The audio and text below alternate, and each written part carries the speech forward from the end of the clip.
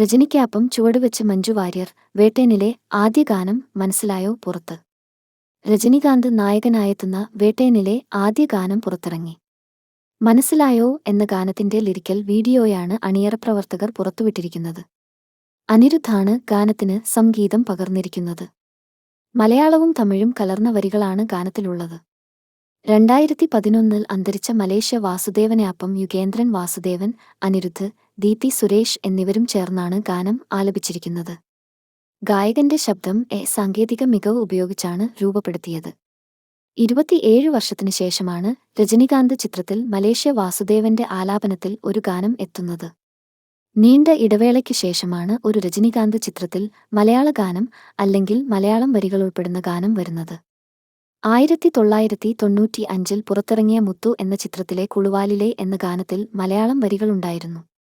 AR റഹ്മാനായിരുന്നു ഈ ഗാനത്തിന് ഈണമിട്ടത്.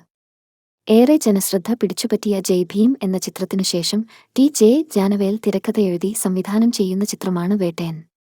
ലൈക പ്രൊഡക്ഷൻസിന്റെ ബാനറിൽ സുഭാസ്കരനാണ് ചിത്രം നിർമ്മിക്കുന്നത്.